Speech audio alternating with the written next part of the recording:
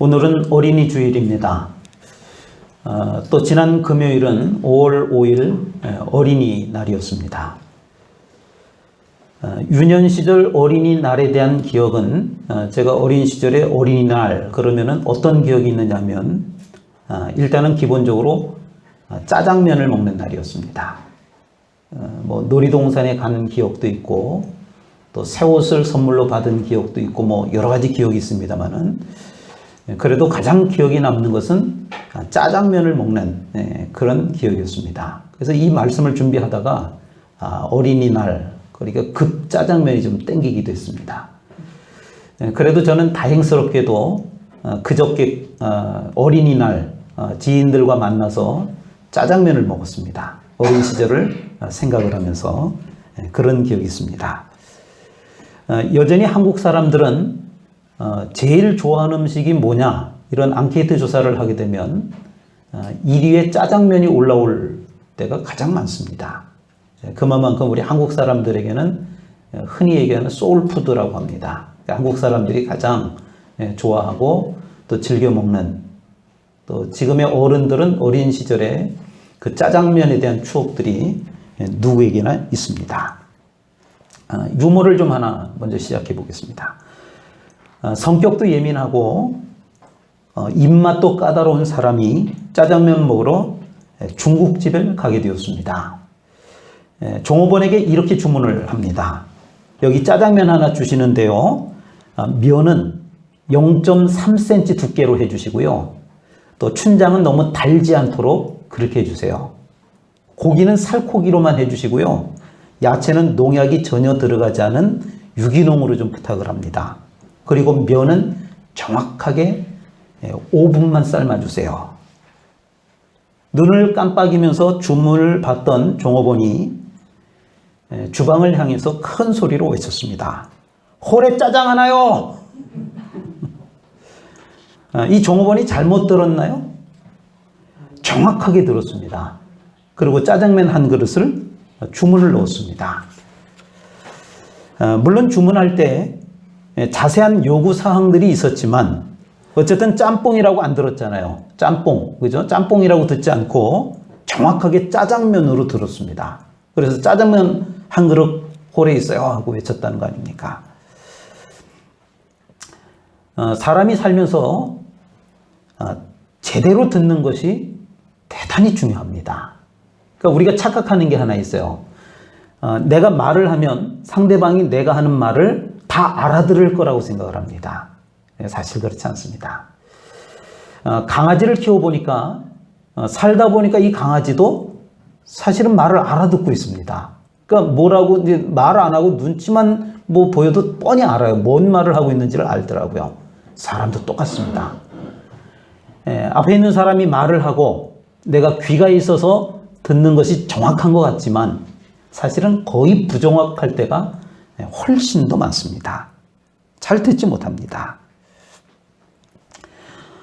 또 우리가 상대방의 말을 제대로 들을 수 있어야만 어떤 일을 할 때 옳게 할 수 있습니다. 바르게 할 수 있다라고 하는 거예요. 그러니까 잘못 알아들으면은 짜장면을 장황하게 설명을 해놨더니 주방에다 대고 짬뽕 한 그릇이요 그러면 그때는 망하는 겁니다. 그러니까 제대로 들어야만 우리가 올바르게 할 수 있다라고 하는 것입니다.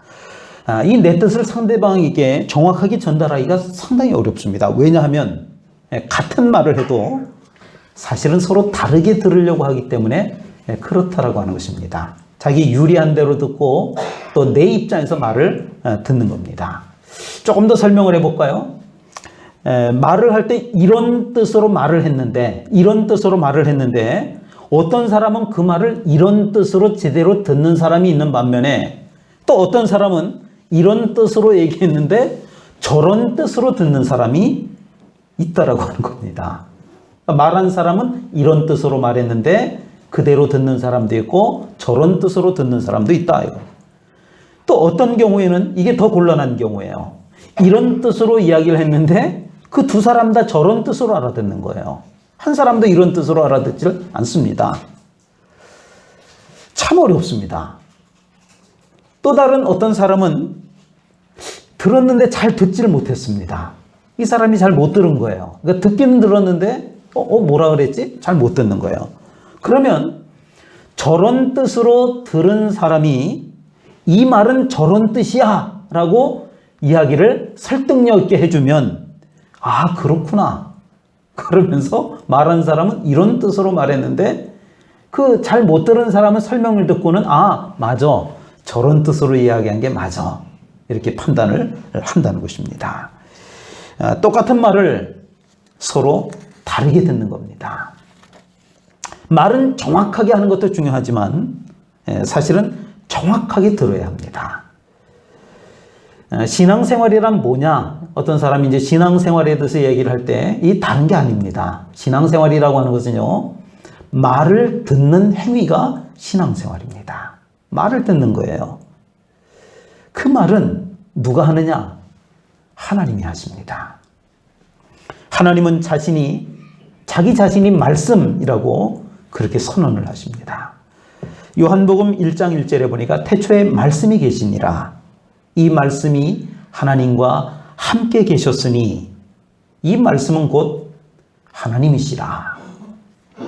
그러므로 신앙생활이란 그 하나님의 말씀을 듣는 것입니다.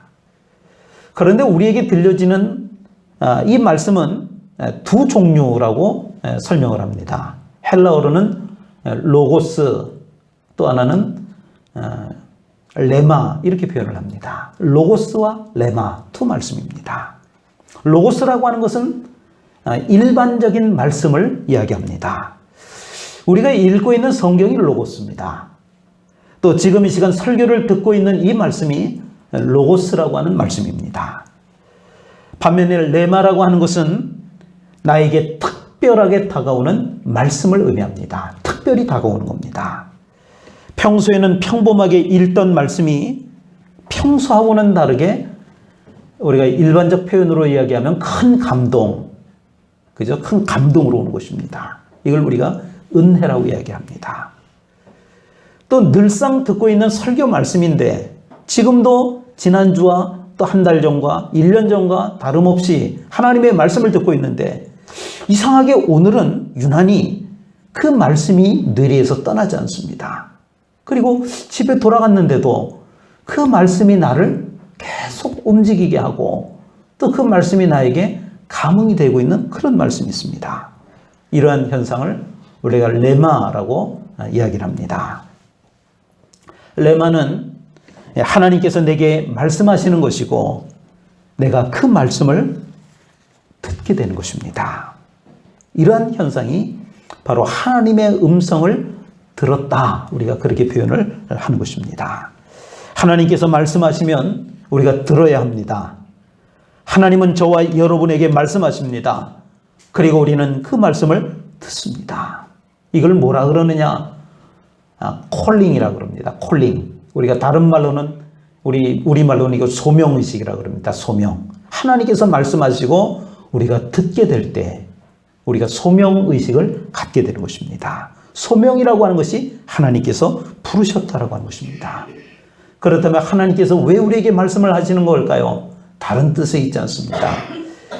하나님께서 우리를 부르신다라고 하는 것입니다. 부르심에 따라서 목사가 되기도 하고 선교사가 되기도 합니다. 또 부르심에 따라서 여러분들처럼 이 세상에서 역할을 감당하기도 하는 것입니다. 하나님께서 우리를 부르셨습니다. 그냥 부른 게 아니에요. 쓰시겠다라고 하는 뜻이에요. 하나님께서 레마의 말씀으로 우리에게 다가서실 때는 내가 너를 들어 쓰겠다라고 하는 말씀입니다. 평생을 신앙생활을 하면서 하나님의 부르심을 받지 못했다라고 하면 아마 신앙생활을 하는 가운데 그것보다 더 불행한 일은 아마 없을 겁니다. 우리는 하나님으로부터 부르심을 받아야 합니다. 그렇다면 우리가 어떻게 해야 이 하나님의 부르심의 소리를 들을 수 있는 것일까요? 오늘 우리가 읽은 사무엘상 3장의 말씀은 하나님께서 어린 사무엘을 부르시는 그 장면을 담고 있습니다. 이 사무엘은 어려서부터 성전에서 자랐습니다. 그래서 성전에서 자고 또 성전에서 놀고 그리고 모든 일들을 성전 중심으로 그렇게 살았던 아이가 사무엘입니다. 그러니까 교회 중심의 삶을 어려서부터 살았다라고 하는 것입니다. 그러던 어느 날 그 성전에서 잠자리에 들게 되었는데 부름의 소리가 들렸습니다.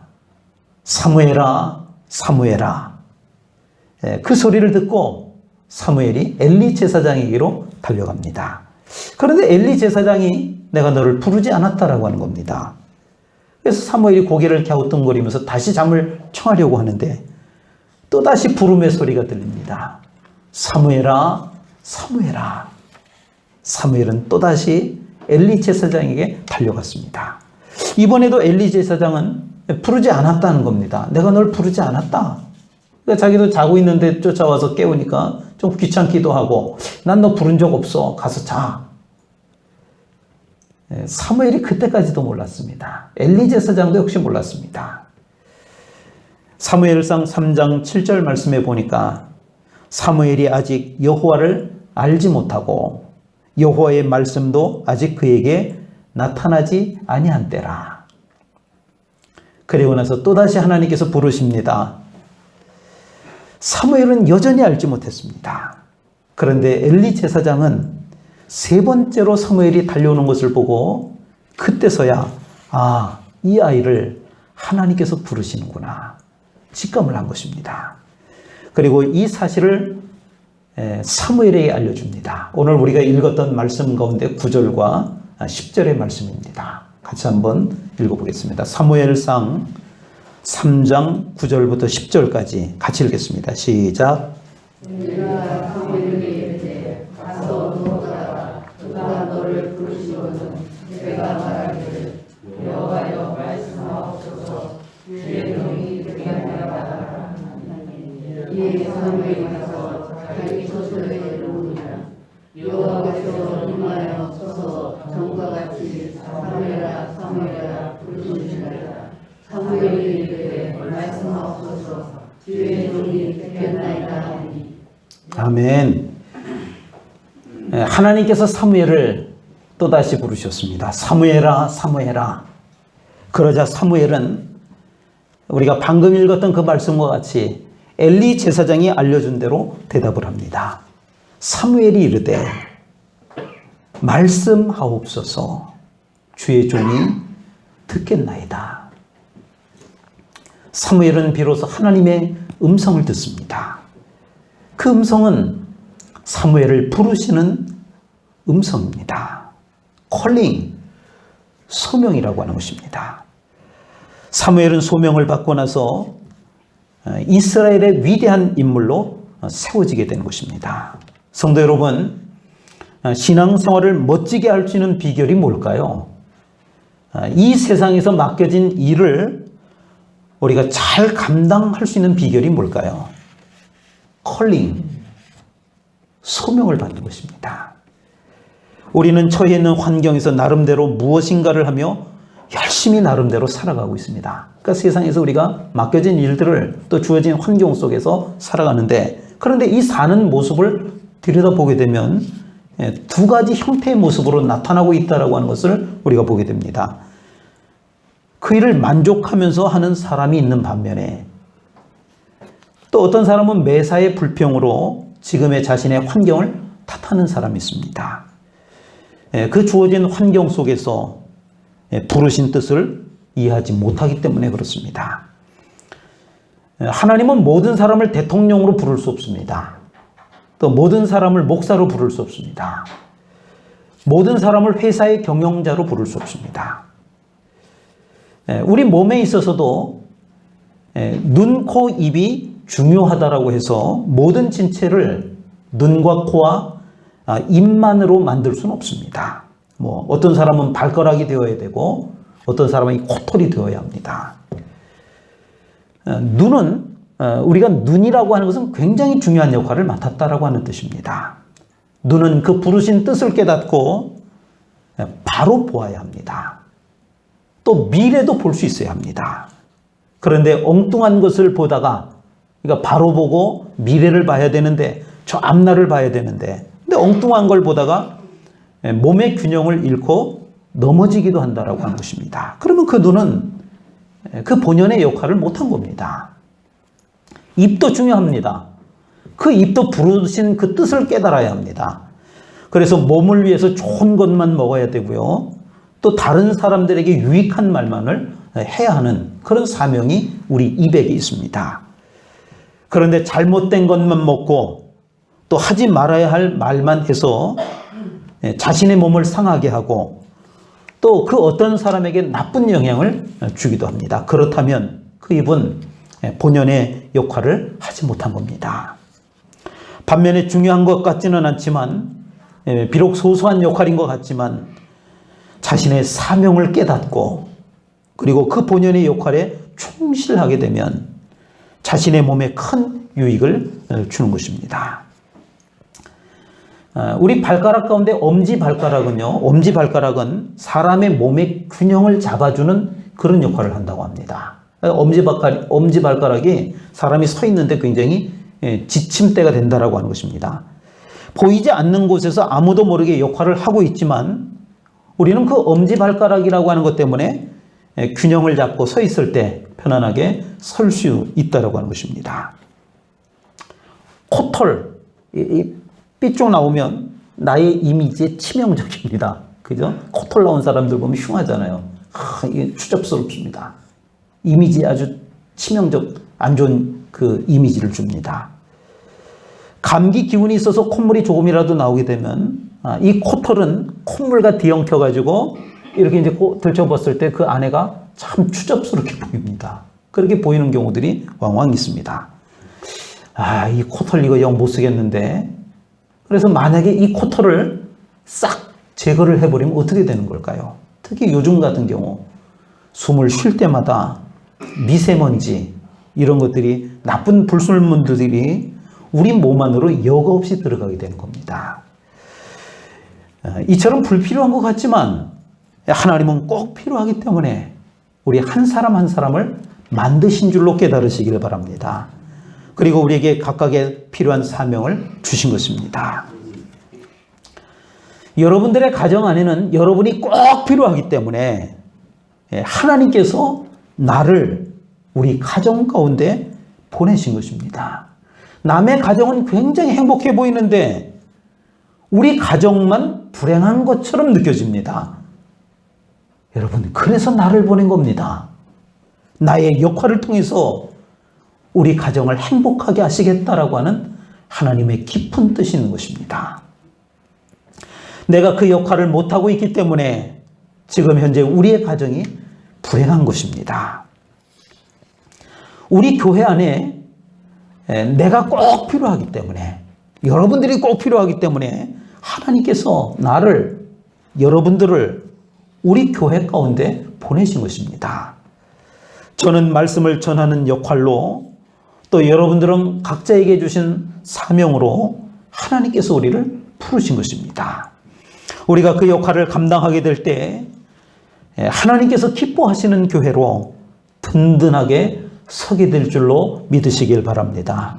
나를 부르시는 하나님의 음성을 들으실 수 있기를 축원합니다. 지금의 내 환경은 분명 하나님의 뜻인 것입니다. 어떻게 보면은 왜 나는 이렇게 좀 부족한 환경일까? 또 불평할 수밖에 없는 이런 그렇지 않습니다. 하나님은 지금 꼭 나에게 필요한 환경, 또 하나님의 뜻이기 때문에 우리의 지금의 이 형편과 사정 가운데 두셨다라고 하는 것입니다. 왜 나는 이렇게 불행한 환경일까? 이렇게 생각하면 우리 인생 자체가 그저 무의미해질 뿐입니다. 사는 날만큼 괴롭고 고달플 뿐입니다. 그러나 하나님이 부르셨다라고 하는 분명한 확신 가운데 거하게 될 때 우리의 삶은 무의미가 아니라 유의미하게 되는 줄로 믿으시길 바랍니다. 오늘은 제가 음악가 두 사람을 좀 집중적으로 소개해 보려고 합니다. 바하와 핸델이라고 하는 음악가입니다. 바하는 보통 음악의 아버지, 또 핸델은 음악의 어머니, 이렇게 중고등학교 시절에 배우게 됩니다. 이 두 사람은 같은 해에 태어난 동갑내기입니다. 또 독일이라고 하는 나라에서 태어난 작곡가들입니다. 살아생전 두 사람의 삶은 너무나도 달랐습니다. 이 두 사람은 같은 해 같은 나라에서 태어났지만 삶이 달랐습니다. 핸델이라고 하는 사람은 야심만만했습니다. 그 당시 큰 인기를 끌던 오페라라고 하는 장르가 있는데 그 오페라 작품을 만들면서 유럽 전역에서 큰 인기를 끌었습니다. 이 사람은 원래 독일 사람이었지만 이탈리아로 또 프랑스로 그리고 마지막 종착지로는 영국이라고 하는 나라에 가서 영국 사람으로 귀화를 했던 사람이 핸델이라고 하는 사람입니다. 큰 돈을 벌기도 하고 또 명예를 얻기도 했습니다. 반면에 바하라고 하는 이 작곡가는 평생을 교회 안에서만 살았습니다. 그러니까 독일이라고 하는 나라 바깥을, 독일이 뭡니까? 그 고향 그 일대를 떠나보지 못했던 그런 사람입니다. 너무 바빴기 때문입니다. 교회 안에서 오르간 연주자로 또 찬양대 지휘자로 또 교회 합창곡을 작곡하는 작곡가로 이 사람은 평생을 살았습니다. 뭐 지금은 악보가 널려 있기 때문에 또 얼마든지 구할 수 있기 때문에 뭐 예를 들어서 찬양을 할 때 그때그때 곡을 만들 필요가 없습니다. 그러나 그 당시에는 매주마다 그 찬양대 곡을 작곡을 해야만 했습니다. 여러분 그 한 3분, 5분짜리 곡을 하나 작곡한다는 게 이게 쉬운 일이 아닙니다. 굉장히 어렵습니다. 근데 이 바하는 사명감을 가지고 주중에는 열심히 작곡을 하고 그리고 주말이 되면은 그 찬양대를 모아서 성가대 연습을 하고 또 주일에는 그 찬양으로 예배 가운데 하나님께 영광을 돌렸습니다. 한시름 놓는가 싶으면 뭐 거기도 월요일 정도는 쉬었겠죠. 그 다음 주 찬양할 곡을 또 작곡을 해야 됩니다. 그 주중에. 그래야만 또 주말에 연습을 시키고 또 주일에 그 성가대를 설 수 있기 때문입니다. 합창곡만 작곡한 것이 아닙니다. 이 사람은 오르간 연주자였는데 예배 때 쓰는 그 오르간 곡도 작곡을 해서 예배 음악으로 사용하곤 했습니다. 그러느라 세상에 나가서 돈을 벌지 못했습니다. 명예도 얻지 못했습니다. 그런데 그렇게 살았던 이유는 단 한 가지였습니다. 하나님이 자신을 부르셨다라고 하는 분명한 확신, 콜링, 그 소명에 대한 확신이었던 것입니다. 훗날 바하는 음악가들 중에 가장 위대한 음악가로 이름을 남기게 됩니다. 그래서 지금도 우리가 클래식 음악 그러면 물론 모차르트, 베토벤 이런 위대한 작곡가들도 있지만 이 사람들이 가장 존경했던 작곡가가 바하라고 하는 작곡가고 지금도 이 세상의 모든 클래식 음악에 관련된 사람들은 바하를 최고의 음악가로 쳐주는 것입니다. 세상에 나가서 음악 활동도 안 했는데 어떻게 해서 위대한 음악가가 된 줄 아십니까? 하나님이 부르신 자리, 그 소명에 응답을 해서 그 자리에서 최선을 다한 것이 교회를 떠나보지 못했잖아요. 그냥 그 교회 안에서 그저 거기서 최선을 다한 것이 그것이 몽땅 그 음악들이 인류 역사상 최고의 음악들이 되었다라고 하는 것입니다. 바하는 수많은 교회 음악을 작곡을 했습니다. 263개의 합창곡을 만들었고요. 또 265개의 오르간곡을 작곡을 했습니다. 그 외에도 신앙을 바탕으로 틈틈이 작곡한 바이올린, 첼로라고 하는 그 악기의 작품들이 수도 없이 많고요. 또 소편성 오케스트라라고 합니다. 그 관현악단, 그 오케스트라를 위한 작품까지 그 작품의 수를 셀 수 없을 정도로 그것도 그 많은 곡들이 전부 다 명곡으로 남아있을 정도로 아주 위대한 작품들이 탄생한 것입니다. 제가 클래식 음반이 좀 많습니다. 수천 장 아직 가지고 있습니다. 그런데 가만히 제가 그 음반 그 장식장에 이렇게 보면 제일 많은 게 바하 음반입니다. 뭐 제가 바하만 특별히 좋아서 그 음반을 제가 수집을 한 게 아니고 자연스럽게 수집을 하다 보면은 물론 모차르트, 베토벤 이런 사람 음반도 좀 많아집니다만은 제일 많아지는 것이 바하가 될 수밖에 없는 것입니다. 바하의 음악은 매주일 하나님을 찬양하기 위해서 작곡했던 것이 기초였습니다. 그러나 신앙이 있든 신앙이 없든지 간에 이 세상의 모든 사람들은 이 바하의 음악을 최고의 음악으로 치는 것입니다. 반면에 핸델이라고 하는 사람은 어떻게 되었을까요? 물론 우리에게 너무나 잘 알려진 그 메시아라고 하는 위대한 작품이 있습니다. 2시간짜리 그 안에 할렐루야라고 하는 곡이 워낙 유명하기도 하고요. 또 클래식 음악 역사상 가장 위대한 음악 중에 하나가 그 핸델이 만든 메시아라고 하는 작품입니다. 그러나 그 외에는 사실 알려진 작품이 거의 없습니다. 그는 평생 오페라를 작곡을 해서 돈도 많이 벌고 인기도 많이 얻었었지만 지금은 그 오페라 곡들이 거의 다 없어졌습니다. 남아있지가 않습니다. 그저 핸델 그러면은 오라토리오 메시아라고 하는 그 작품, 또 우리는 그 작품을 다 듣지도 않고 그 가운데 할렐루야라고 하는 그 곡을 우리가 듣고 있을 뿐입니다. 교회에서 활동을 했던 선지자 사무엘과 그리고 교회에서 활동을 했던 위대한 음악가 바하를 제가 소개를 했습니다마는, 그렇다고 해서 교회에서 일하는 것에만 하나님의 부름이 있느냐? 그건 아닙니다. 우리 삶의 전 영역에 걸쳐서 하나님은 우리에게 말씀하십니다. 우리를 부르시는 것입니다. 가정에서 부르시고 우리 교회에서 부르시고 그리고 우리가 살아가는 그 삶의 터전, 환경 그 가운데서 우리를 부르시는 것입니다. 여러분, 사업장은 돈 버는 곳이 아닙니다. 우리가 하고 있는 그 직장, 돈벌이 하는 그곳은 밥벌이를 하고 있는 곳이 아닙니다. 그곳으로 하나님께서 여러분들을 부르신 줄로 깨달으시길 바랍니다. 이런 소명을 가져야 합니다. 부르신 곳에서 최선을 다할 때 바하와 같이 우리를 높여주시는 것입니다. 사무엘과 같이 우리에게 큰 일을 감당케 하시는 것입니다.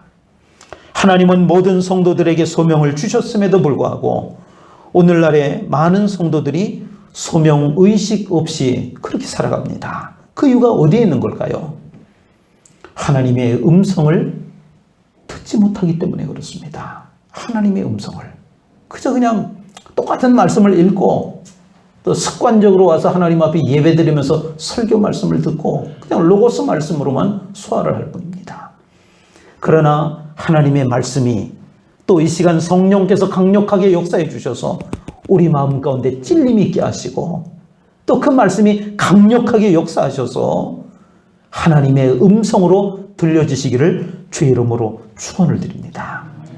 하나님으로부터 소명을 받았다라고 하는 확신이 있으십니까? 하나님께서 나를 부르셔서 가정과 교회와 일터에서 일하고 있다라고 하는 소명이 있기를 주의 이름으로 축원을 드립니다. 기도하겠습니다. 하나님 아버지, 사무엘에게 소명을 허락하셔서 사용하셨듯이 저희들에게 소명을 주셔서 불러주시고 주의 일을 맡겨주심을 감사를 드립니다. 소명을 잘 감당하도록 능력을 허락하여 주옵소서. 주님의 일도 잘 감당하게 하시고 직장에서의 일도 잘 감당하도록 은혜를 베풀어 주옵소서. 감사드리며 예수님 이름으로 기도하옵나이다. 아멘.